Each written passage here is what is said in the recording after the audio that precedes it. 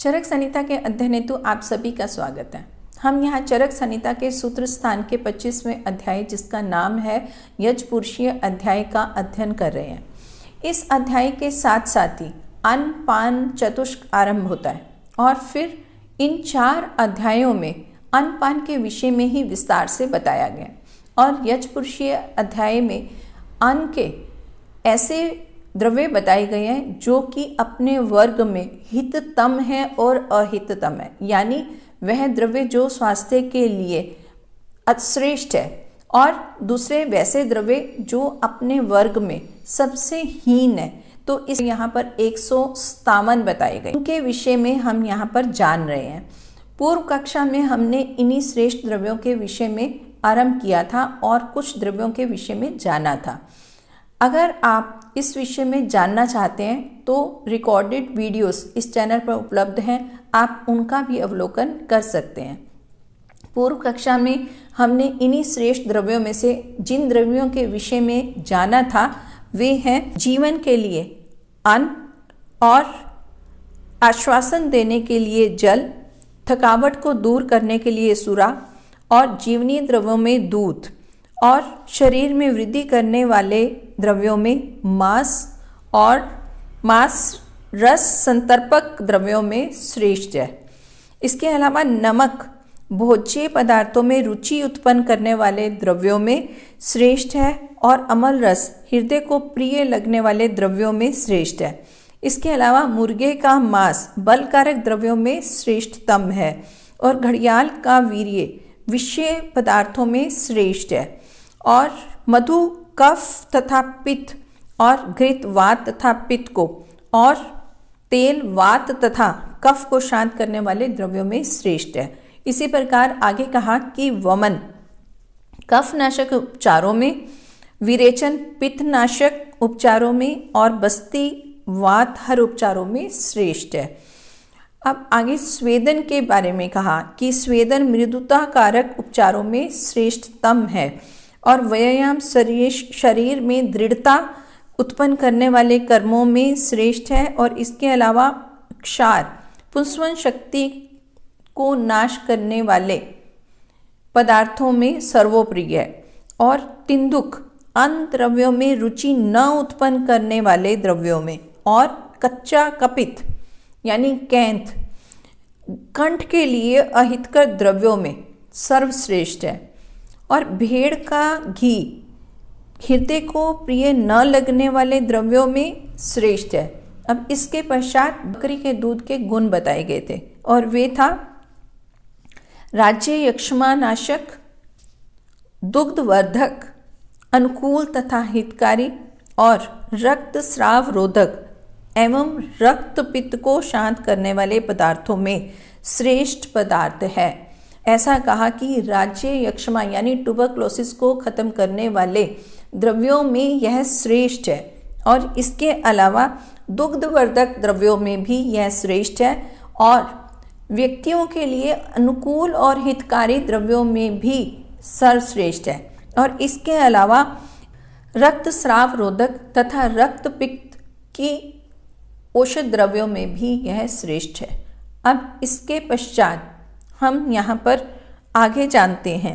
उसमें कहा कि अध जमा दही यानी जब दही जमाई जाती है तो अगर वह पूरी तरह से ठीक न जमे तो वह ढीली सी होती है, उस समय उसको अध जमा दही कहते हैं। तो वह दही अभिषेंदी है यानी वह स्रोतों में अवरोध करने वाली है। तो अगर दही ठीक ढंग से ना बनी हो तो उसका सेवन नहीं करना चाहिए, ऐसा कहा क्योंकि यह स्रोतों को अवरोध करने के लिए सर्वश्रेष्ठ है, यानी इससे स्रोतों में अवरोध बहुत ज़्यादा उत्पन्न होता है।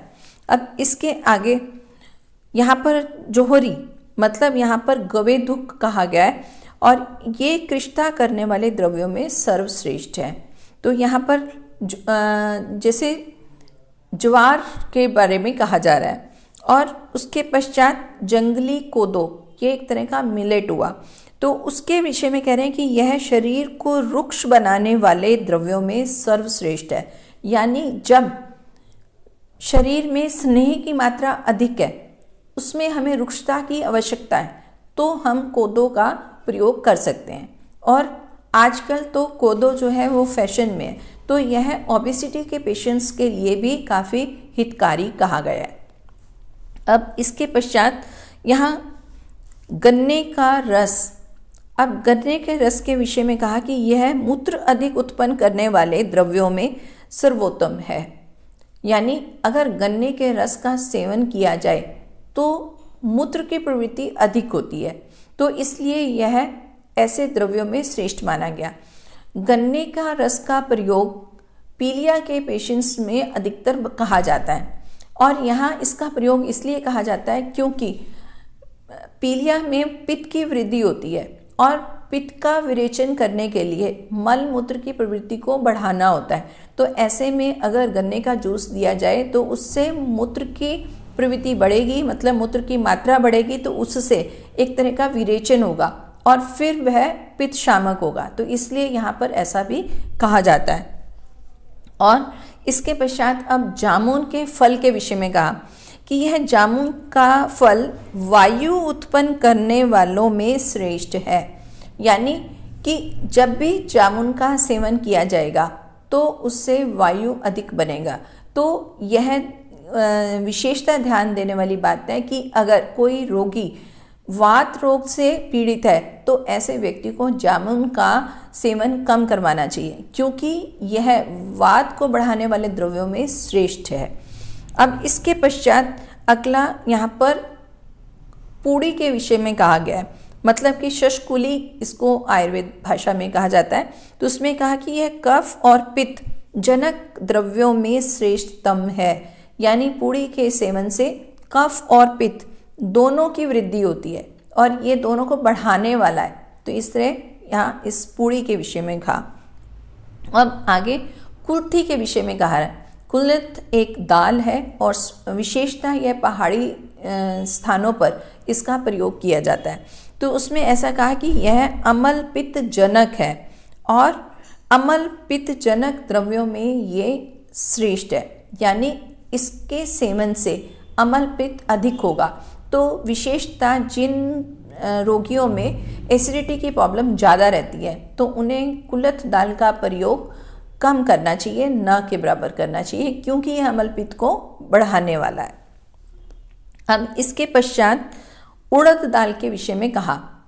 हमने पूर्व कक्षा में ये जाना था कि शमी वर्ग में मूंग और उड़द दो दालों के विषय में आया था। मूंग दाल को श्रेष्ठ माना था और उड़द को अहितकारी, मतलब कि वह उन गुणों में पीछे है। तो यहाँ पर अब उड़द के गुण बताते हुए ये कह रहे हैं कि यह कफ तथा पित्त जनक द्रव्यों में सर्वश्रेष्ठ है। यानी इससे कफ और पित्त की वृद्धि होती है।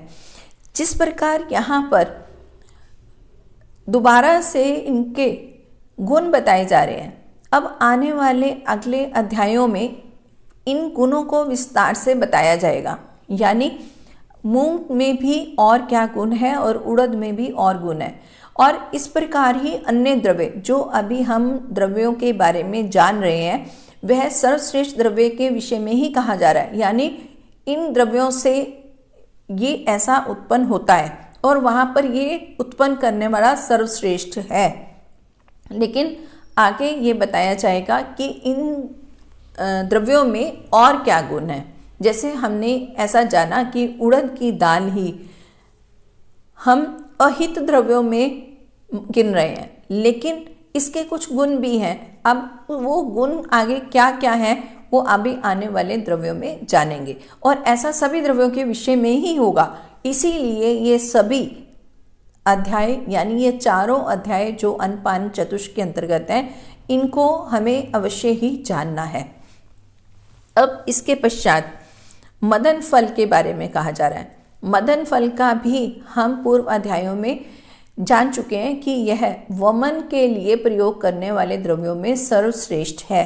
अब वमन के विषय में, अब मदन फल के विषय में ऐसा कहा जा रहा है कि यह वमन और अस्थापन तथा अनुवासन द्रव्यों में श्रेष्ठतम है। यहाँ पर वमन के साथ साथ बस्ती का भी कहा है, मतलब कि यहाँ पर दो प्रकार की बस्ती, अस्थापन और अनुवासन। तो अगर वमन कम करवाना है या बस्ती देनी है, तो इन तीनों के लिए ही मदन फल को श्रेष्ठ माना गया है। तो इसके पश्चात निशोथ का वर्णन है। निशोथ बिना पीड़ा के विरेचन करने वाले द्रव्यों में सर्वश्रेष्ठ है। यह भी हम पूर्व अध्यायों में जान चुके हैं कि विरेचन के लिए निशोथ सर्वश्रेष्ठ द्रव्य है। और इसके पश्चात अमलतास। अमलतास मृदु विरेचन द्रव्यों में श्रेष्ठतम है। अब अमलतास से भी विरेचन कम करवाया जाता है, लेकिन यह मृदु विरेचन है। अब मृदु विरेचन का क्या मतलब हुआ, तो उसका हमें भाव ये समझना चाहिए कि अगर कोई व्यक्ति मृदु कोष्ठ वाला है, मृदु कोष्ठ का मतलब कि अगर वह कुछ भी ऐसे द्रव्य जो विरेचन करने वाले हैं उसकी कम मात्रा भी लेता है तो उससे उसे विरेचन हो जाता है, तो उस तरह के कोष्ठ वाले व्यक्ति के लिए अगर विरेचन करवाना है तो उसमें अमलतास श्रेष्ठ है। और बच्चों में भी अगर विरेचन करवाना होता है तो उन्हें भी मृदु विरेचन की ही आवश्यकता होती है। तो बच्चों के लिए भी मृदु विरेचन के लिए अमलतास का प्रयोग किया जा सकता है। और यह बहुत ही सरल विधि है। बहुत बार छोटे बच्चों को जो मल निष्कासन में बहुत दिक्कत होती है, कॉन्स्टिपेशन हो जाती है, तो उसमें अमलतास के द्वारा विरेचन दिया जाता है। और अमलतास का बच्चों के लिए ही और भी बहुत फ़ायदे हैं, जैसे कि यह कफ नाशक भी है। अगर बच्चे को खांसी जुकाम भी रहता है तो उसमें भी हम अमलतास का प्रयोग करते हैं। लेकिन यहाँ पर यह कहा गया है कि अमलतास मृदु विरेचन द्रव्यों में श्रेष्ठ है। अब इसके अलावा थूहर का दूल। थूहर एक कांटेदार पौधा है और इसका दूध तीक्ष्ण विरेचन द्रव्यों में सर्वश्रेष्ठ माना गया है। यानी अगर व्यक्ति क्रूर कोष्ठ का है, यानी वह विरेचन द्रव्यों की अधिक मात्रा से ही उसमें विरेचन हो पाता है, तो ऐसे व्यक्ति के लिए अगर विरेचन करवाना है तो उसमें हम थूहर का दूध का प्रयोग कर सकते हैं। तो यहाँ पर ऐसा कहा कि तीक्ष्ण द्रव्यों में, यानी तीक्ष्ण विरेचन द्रव्यों में यह सर्वश्रेष्ठ है। अब इसके पश्चात अपामार्ग के विषय में बताया जा रहा है। अपामार्ग एक जंगली पौधा है और इसके वर्णन हमें वेदों में भी मिलता है। समिधा के रूप में भी इसका प्रयोग किया जाता है। लेकिन यहाँ पर श्रेष्ठ द्रव्यों के लिए कहा कि यह नस्से द्रव्यों में श्रेष्ठतम है। यानी अगर नस्से देना है तो उसमें श्रेष्ठ द्रव्य अपामार्ग है। अपामार्ग का पचांक प्रयोग में लाया जाता है। इसका मूल, तना, पत्ते और इसके बीज सभी प्रयोग में आते हैं। और यहाँ पर अगर नस्से की बात की जाती है तो इसमें अपामार्ग का क्षार भी बनाया जाता है। तो अपामार्ग का क्षार बनाने के लिए सारे ही पौधे को, यानी पचांग को ही पहले जला दिया जाता है और फिर उस जलाए हुए राख को पानी में घोल दिया जाता है और जो इसका ऊपर का हिस्सा है उसको निकाल दिया जाता है और नीचे जो सफ़ेद रंग का पदार्थ निकलता है उसे अपामार्ग का क्षार कहा जाता है। इसी क्षार को एकत्रित किया जाता है और फिर उसे औषधि के रूप में प्रयोग किया जाता है। तो इस तरह से अपामार्ग एक बहुत ही उपयोगी पौधा है, लेकिन यहाँ पर नस्से द्रव्यों में इसे श्रेष्ठ द्रव्य कहा गया है। अब आगे वायुविडंग के विषय में कहा गया। यह वायुविडंग कृमिनाशक द्रव्यों में श्रेष्ठ कहा गया है। यानी अगर पेट में कीड़े हो जाए तो उसकी चिकित्सा के लिए वायुविडंग श्रेष्ठ द्रव्य है। मतलब वायुविडंग का प्रयोग अवश्य करना चाहिए।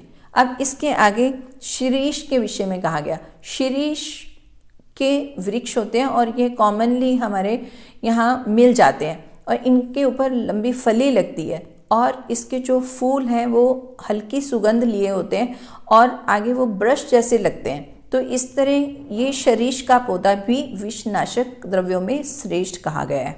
अब इसके पश्चात खदिर का बारे में कहा गया और खदिर जिसे हम खैर भी कहते हैं, इसी से ही कत्था भी निकाला जाता है और यह खदिर कुष्ठनाशक द्रव्यों में सर्वश्रेष्ठ माना गया। यानी सभी तरह की स्किन प्रॉब्लम्स में हम इसका प्रयोग कर सकते हैं क्योंकि यह कुष्ठ की औषध द्रव्यों में सर्वश्रेष्ठ है। अब इसके पश्चात रासना के विषय में कह रहे हैं। रासना एक शुभ होता है, मतलब एक झाड़ी नुमा एक पौधा है और इसके पत्तों का प्रयोग किया जाता है और यह वातहार द्रव्यों में श्रेष्ठ कहा गया है। यानी अगर रोगी वात रोग से पीड़ित है तो उसके लिए रासना विशेष रूप से उपयोगी औषधि है। अब इसके पश्चात आंवले के विषय में कहा कि यह आयु को स्थिर करने वाले द्रव्यों में सर्वश्रेष्ठ है। आयु को स्थिर करने का मतलब है हम इसे एंटी एजिंग कह सकते हैं, यानी अगर उम्र को स्थिर करना है, यानी कि वह बुढ़ापे के चिन्ह ना दिखें, तो उसके लिए आंवला सर्वश्रेष्ठ कहा गया। और वैसे भी यहाँ पर विटामिन सी की मात्रा अधिक होती है और ऐसा कहा जाता है कि आंवले का सेवन तो प्रतिदिन अवश्य करना चाहिए। तो यहाँ विशेषता ऐसा कहा कि आयु को स्थिर करने वाले द्रव्यों में आंवला सर्वश्रेष्ठ है। अब इसके पश्चात हरितकी के विषय में कह रहे हैं कि ये स्रोत शोधक द्रव्यों में सर्वश्रेष्ठ है, यानी इससे सभी स्रोतों का शोधन होता है। और इसके पश्चात अब एरंड मूल का वर्णन किया जा रहा है। एरंड कैस्टर को बोलते हैं। तो यह भी द्रव्य जो है यह बहुत ही सरलता से हमें मिल जाता है। सड़क के दोनों तरफ भी कहीं कहीं एरंड के पौधे दिखते हैं। तो उसके मूल के विषय में कह रहे हैं कि यह द्रव्य वृक्षीय है तथा वातहर द्रव्यों में सर्वश्रेष्ठ है। मतलब ये पौरुष शक्ति के लिए भी श्रेष्ठ है और वात रोगों के लिए भी यह औषधि श्रेष्ठ बताई गई है। अब इसके पश्चात अब यहाँ पर पिपरा मूल के बारे में कह रहे हैं। ये पिपरा मूल के विषय में कह रहे हैं कि यह दीपन है, पाचन है, अनाह शामक पदार्थों में सर्वोत्तम है। अब यहाँ पर दीपन और पाचन दोनों कहे गए। आयुर्वेद में दीपन वे द्रव्य हैं जिनके द्वारा जठराग्नि को दीप्त किया जाता है। मतलब द्रव्यों के सेवन से जठराग्नि प्रदीप्त होती है, लेकिन उसमें पाचन क्रिया नहीं है। पाचन को करने वाले द्रव्य आहार का पाचन करते हैं, मतलब कि वहाँ पर डाइजेशन को बढ़ाने वाले होते हैं। तो अधिकतर द्रव्य तो जो दीपन करते हैं वह पाचन भी करते हैं, लेकिन कुछ द्रव्य ऐसे भी हैं जो सिर्फ दीपन करते हैं या फिर कुछ द्रव्य ऐसे हैं जो सिर्फ पाचन करते हैं। लेकिन यहाँ पर पिपरा मूल के बारे में ऐसा कहा गया कि यह दीपन भी करता है और पाचन भी करता है, यानी यह जठराग्नि को प्रदीप्त करेगा, भूख लगाने वाला होगा और फिर उसके पश्चात अन्न को पचाने वाला भी होगा, और ऐसा करने में यह द्रव्य श्रेष्ठ है। और इसी के साथ एक और बात कही कि वह है अनाह शामक। अनाह का मतलब है कि जब उदर में वायु का रुकावट हो जाती है, वहाँ पर वायु रुकी हुई है, उस समय इसका प्रयोग करने से यह ठीक होता है। तो यह सर्वश्रेष्ठ द्रव्य है।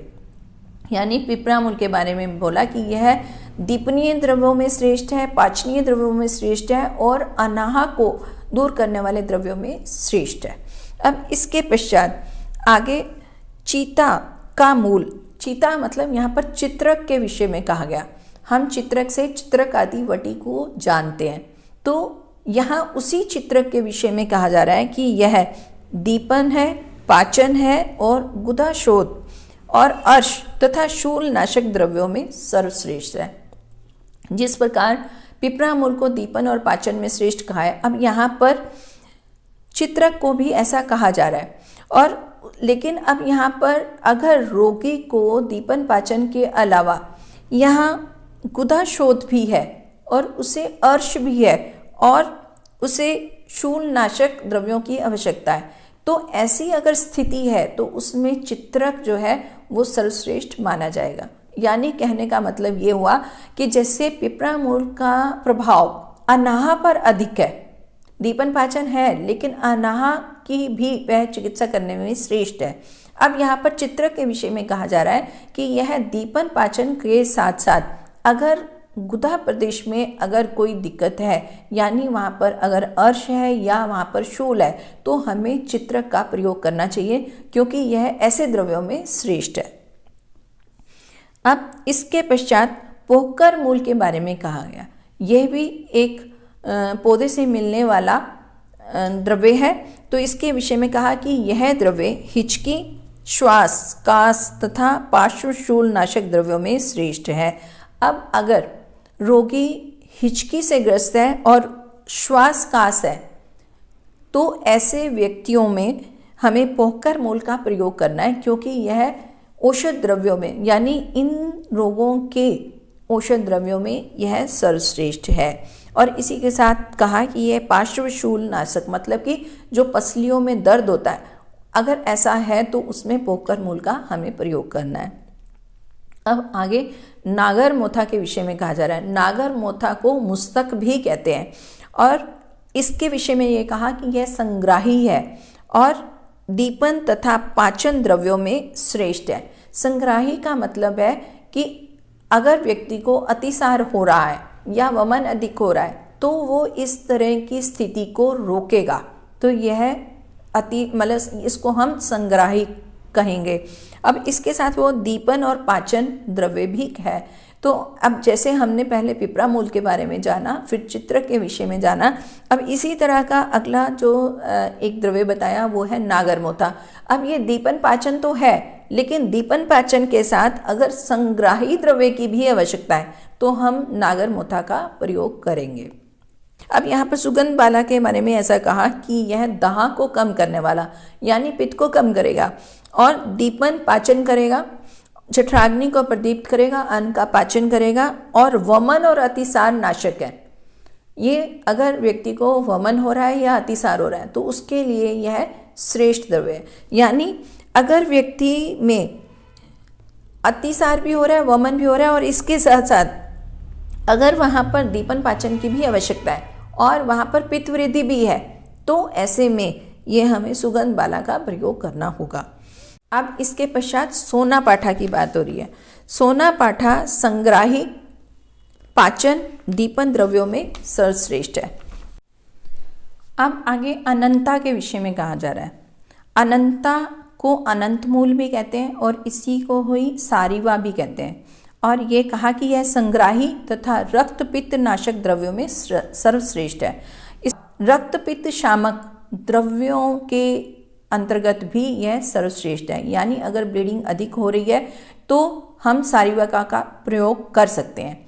हम स्त्री रोगों में भी सारीवा का प्रयोग करते हैं और यह इन द्रव्यों में श्रेष्ठ द्रव्य कहा गया है। अब इसके पश्चात गडुच या गुडूची के विषय में कहा गया।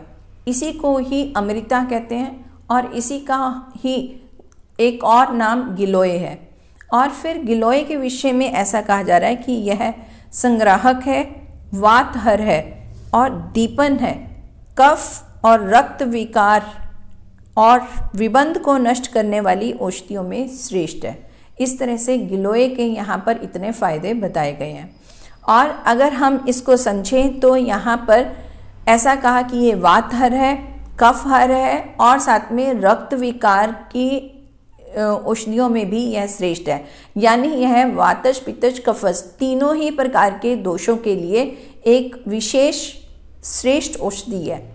और इसके अलावा यह विबंध नाशक भी है। यानी अगर व्यक्ति को कॉन्स्टिपेशन अधिक हो रही है तो भी यहाँ गिलोय का प्रयोग किया जा सकता है। तो इस तरह से गिलोय इतनी उपयोगी द्रव्य है और यहाँ पर आगे आने वाले अध्यायों में भी गिलोय के विषय में विस्तार से हमें जानने को मिलेगा।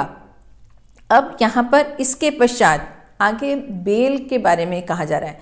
यानी यहाँ के बेल जो फ्रूट है उसके विषय में कहा गया कि यह संग्राही है, दीपन है, वात तथा कफ को नष्ट करने वाले द्रव्यों में श्रेष्ठतम है। हालांकि बिल्व के फल के विषय में ऐसा कहा जाता है कि कच्चे बिल्व के अलग फायदे हैं और पके हुए बिल्व फल के अधिक फायदे हैं। तो यहाँ पर इस तरह से यहाँ जो उपयोगिता बताई है उनमें ये श्रेष्ठ कहा गया है। अब इसके अलावा अतीस के विषय में कह रहे हैं। अतीस को ही अतिविषा भी कहते हैं। तो अतिविषा जो है वो दीपन है, पाचन है, संग्राही है और सर्वदोष नाशक द्रव्यों में सर्वश्रेष्ठ है। इस प्रकार हम जो ये अध्ययन कर रहे हैं उसमें हमें यह मालूम होता है कि आचार्यों ने हमें एक एक द्रव्य को बताने का प्रयास किया है। यानी अगर हम केवल इन्हीं द्रव्यों को, जो कि 157 द्रव्य बताए गए हैं, हम उनको भी जान लें और उसका स्मरण कर लें तो हम चिकित्सा बहुत सरलता से कर सकते हैं। अब इसी क्रम को आगे बढ़ाते हुए आगे यहाँ पर उत्पल, कुमुद और पद्म, किलंचल की बात कर रहे हैं। ये सभी कमल की अलग अलग स्पीसीज हैं। अब उनके विषय में ऐसा कहा जा रहा है कि ये सभी संग्राही हैं, रक्त पित्त शामक द्रव्यों में श्रेष्ठ है। तो इस प्रकार ये कमल के विषय में कहा। अब इसके पश्चात जवासा के बारे में कह रहे हैं। तो जवासा रक्त पित्त कफ को नष्ट करने वाले द्रव्यों में सर्वश्रेष्ठ है। अब यहाँ पर जवासा को दुर्लभ भी कहते हैं, तो उस विषय में ऐसा कहा गया है। अब इसके पश्चात गंध प्रियंगों की बात कर रहे हैं। यानी प्रियंगों के विषय में कहा जा रहा है कि यह रक्तपित्त की वृद्धि को रोकने वाले पदार्थों में सर्वोत्तम है। मतलब अगर रक्तपित्त रोग हो रहा है तो उसकी वृद्धि को कम करने के लिए गंध प्रियंगों का प्रयोग किया जाता है। यह द्रव्यों में श्रेष्ठ है।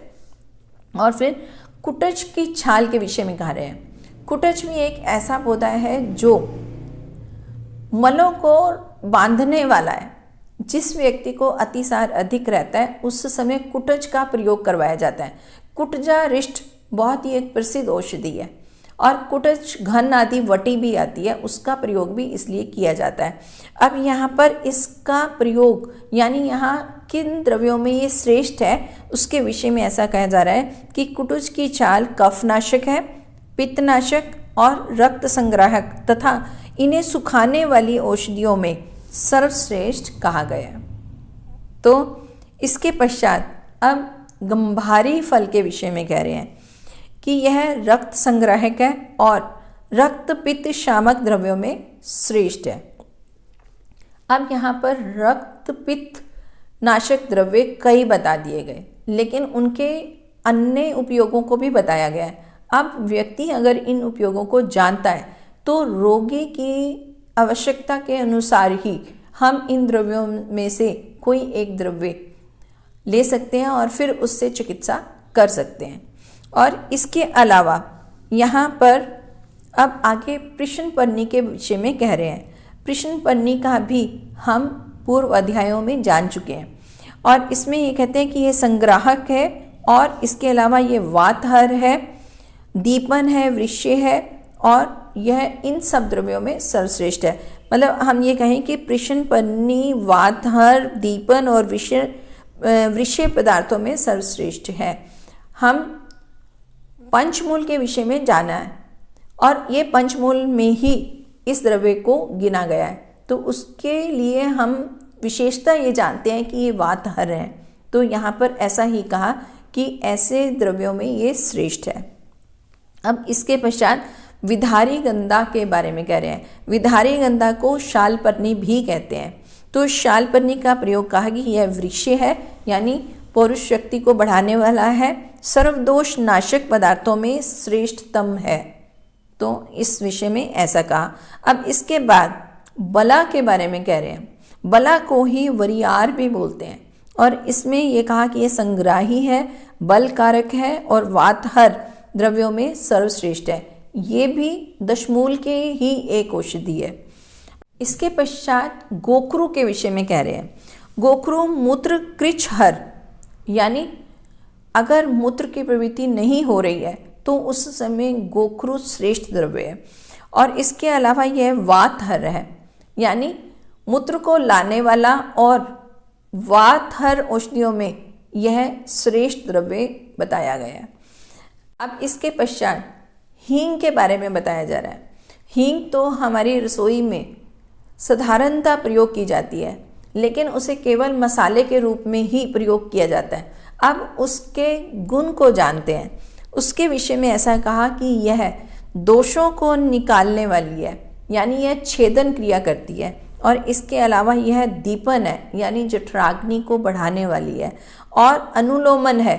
अनुलोमन का मतलब है कि वह दोषों की प्रवृत्ति नीचे की तरफ करती है। और इसके अलावा वात और कफ शामक द्रव्यों में ये सर्वश्रेष्ठ है। यानी जो हींग है वह छेदन करने वाले द्रव्यों में और दीपन, अनुलोमन और वात कफ नाशक द्रव्यों में सर्वश्रेष्ठ कही गई है। आज हम इस अध्याय का इतना ही अध्ययन करते हैं और इसका बाकी अध्ययन हम आने वाली कक्षा में जानेंगे। अब बारी है प्रश्न उत्तर की। पूर्व कक्षा में पूछा गया प्रश्न था कि शिंबी धान्यों में हिततम और अहिततम द्रव्य कौन सा है। तो इसका उत्तर है कि मूंग हिततम है और उड़द की दाल अहिततम है। यानी मूंग हमारे लिए अधिक उपयोगी है, उड़द की दाल अधिक उपयोगी नहीं है। हालांकि उड़द की दाल में भी अनेक गुण हैं, लेकिन अगर तुलना की जाए तो मूंग अधिक हितकारी है। तो ऐसा अगर हम समझते हैं तो मूंग का प्रयोग हमें अधिक करना चाहिए। सभी सही उत्तर देने वाले बधाई के पात्र हैं। अब बारी है प्रश्न आज की। तो आज का प्रश्न है, हमने कंद के विषय में जाना है, तो अब कंद वर्ग में हिततम और अहिततम द्रव्य कौन सा है। और आशा है कि आप इसका उत्तर जानते हैं और कमेंट बॉक्स में अवश्य लिखेंगे। अनपन चतुष्क का अध्ययन सभी के लिए ही हितकारी है और अगर आपको यह अध्ययन अच्छा लग रहा है तो कृपया आप इसको अपने ग्रुप्स में शेयर करें और साथ ही अगर आपने सब्सक्राइब नहीं किया है तो आप इसे सब्सक्राइब करें। इसी के साथ ही आप सभी को सादर नमस्ते।